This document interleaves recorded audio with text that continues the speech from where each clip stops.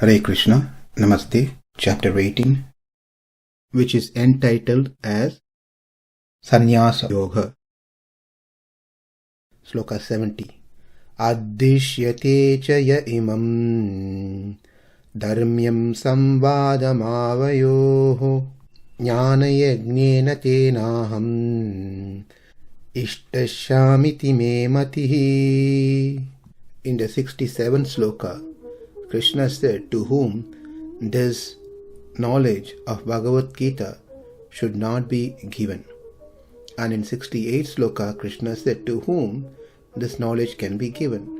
And in 69th sloka, he said that person who gives this knowledge to others are very dear to him. Having stated the benefit the teacher derives by teaching Bhagavad Gita to others, this verse 70, speaks of the benefits that flow to the student, those who learn the text and its meaning from the teacher. Let's learn the word by word meaning of this sloka.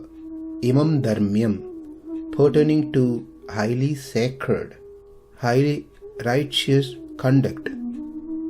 Āvayoḥ saṁvādam, this dialogue between the two of us, that is Krishna and Arjuna. Adhyeṣyate, he who study this Upanishad, tenāham, by him, jñāna-yajñena, through bhakti yoga, the sacrifice in the form of knowledge, jñāna-yajña, iṣṭaḥ, worshipped, syām iti, I will be, me matiḥ, sure, such is my view.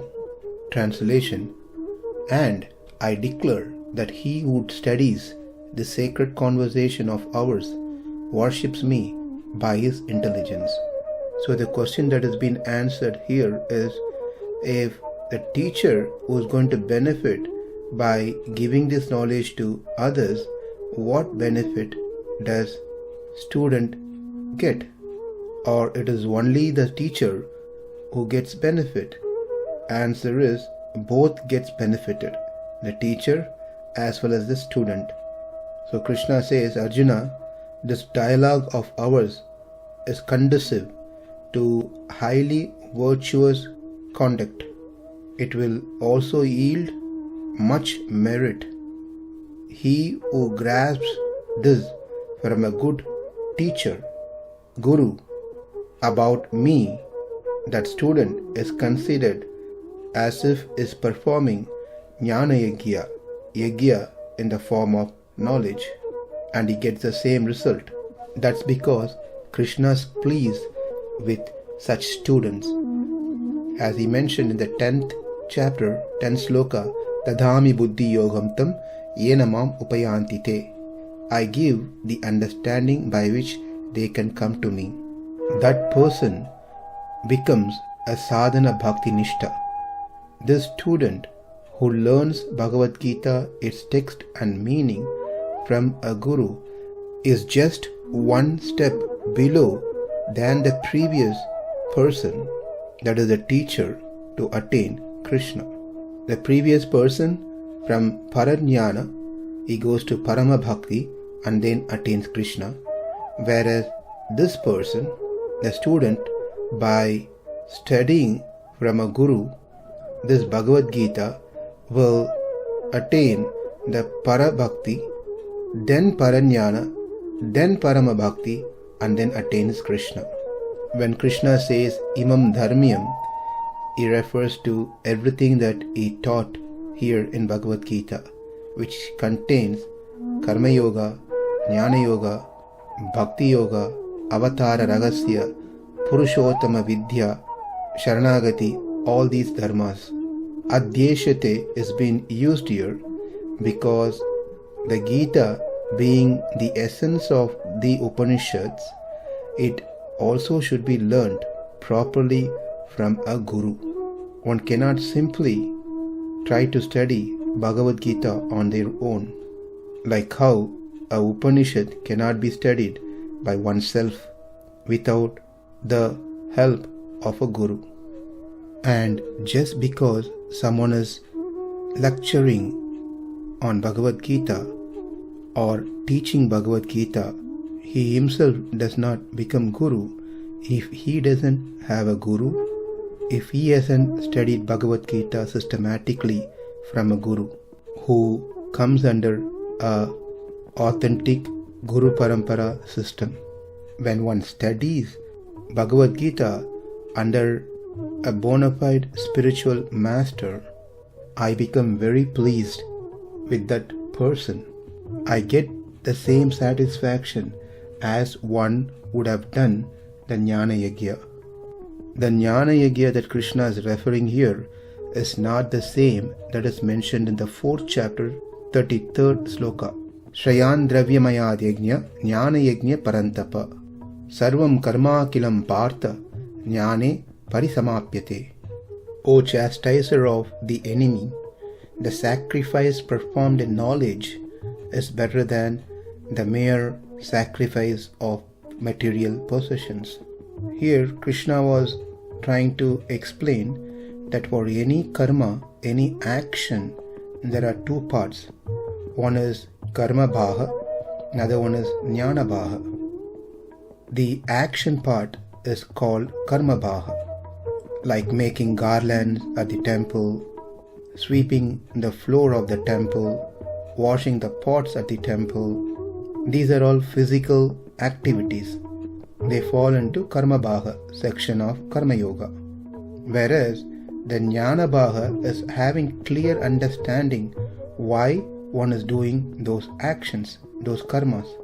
I am making garland for the pleasure of the Lord because He likes flowers. I am sweeping the floor of the temple because the devotees who come to the temple will be happy to see a clean temple. I am washing the pots at the temple because it cleanses my impure consciousness. This is the jnana bhaha, which is considered to be greater than the karma bhaga. The knowledge component is primary, whereas the action is only to culminate the knowledge. That is to say, they are performed only for the sake of knowledge. The knowledge of the self that is contained within action is shrunken because of our sins. As we keep performing karma yoga, the sin gets destroyed more and more. Knowledge expands more and more until it blossoms to the state of direct vision of the self, Atma Sakshatkara. So the question is, when Krishna says those who study Bhagavad Gita under a guru, they get the same benefit of performing jñāna-yajñena, is what Krishna already told in the 4th chapter, 33rd sloka? Answer is no. That is way low in the rung of yoga ladder. It is low in the rung because that jñāna-yajñena performed in karma yoga refers to the action of having clear knowledge about the Atma. And when one performs an action, one performs with Trivida Tyaga, then get to the stage of Dhyana-nishta, and then attains the Atma Sakshatkara, the vision of the self, then comes to Parabhakti stage, then goes to Parajnana, then to Paramabhakti, and then attains Krishna. That is a long route. The jñāna-yajñena that is mentioned here is about the sadhana bhakti, that is the Parabhakti stage, not the stage which we saw in the 4th chapter where one does karma yoga with proper Trivida Tyaga and come to the stage of Dhyana-nishta and then attain Atma Sakshatkara and then come to the Parabhakti stage. All those intermittent stages are waved off for one who study Bhagavad Gita sincerely and submissively in a service attitude under a preceptor and get the same benefit of performing jñāna-yajñena that is mentioned in the 9th chapter 15th sloka. Jñāna-yajñena chāpyanye yajanto maṁ upasate ekatvena prataktvena bahuda vishvato mukham. They worship me by contemplating on me and perform the sacrifice called knowledge. This is the jñāna-yajñena that's been mentioned, which refers to sadhana bhakti. One may ask a question, how can one get something which has to be obtained with lot of difficulties? If this is not the jñāna-yajñena that is mentioned in 4th chapter, but it is from the 9th chapter, that seemed to be a big jump from 4th to 9th chapter, skipping a lot of preliminary requirements. For this, Swami Vedanta Desikan gives 2 quotes from the scriptures. Ya ashvamedena yajate, ya jñāna-yajñena mevam veda. One who learns how to do the Ashwamedha and one who performs it both gets the benefit. Second quotation from Yajurveda. Yam krutum atite tena sheshtam bhavati. One who listens from a guru how to perform yajna and the one who teaches how to perform yajna both get benefited. From these 2 quotes, we apply the same thing over here, that one who teaches Bhagavad Gita and one who studies Bhagavad Gita from a teacher both get benefited. Well, if this is the case, then one may take a short route and think that I am not going to do anything but simply keep studying Bhagavad Gita. Easy way to attain Krishna.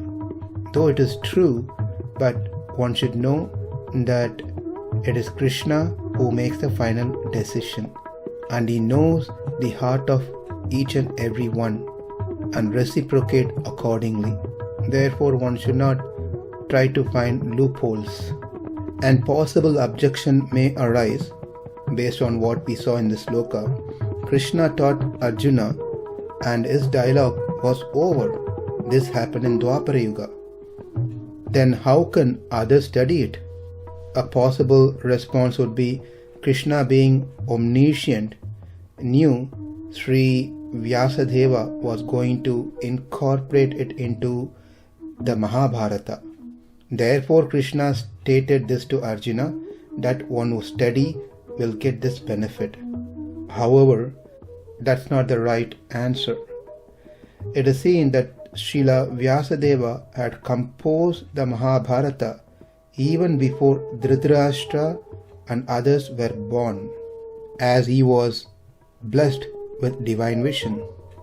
He was also teaching it to his disciples, just with the exception of the human race. Everyone else other than human race knew it. Sage Narada imparted it to the Devas. Devala Maharishi taught it to the Pitras.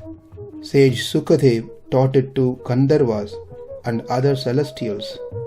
On this earth, the propagation of the Gita is on account of Janamejaya, who learnt it from Vaishampayana. So Bhagavad Gita was existing even before the dialogue took place between Krishna and Arjuna. Keeping that in mind, Krishna spoke this sloka. Now that we learned that the speaker of Bhagavad Gita gets benefits and the one who studies Bhagavad Gita from a teacher gets benefits, what about one who just listens to Bhagavad Gita? Do they get any benefit at all? Let's learn that in our next session. Adhyeṣyate cha imaṁ dharmyaṁ saṁvādam āvayoḥ jñāna-yajñena tenāham iṣṭaḥ iti me matiḥ. Namaste. Hare Krishna.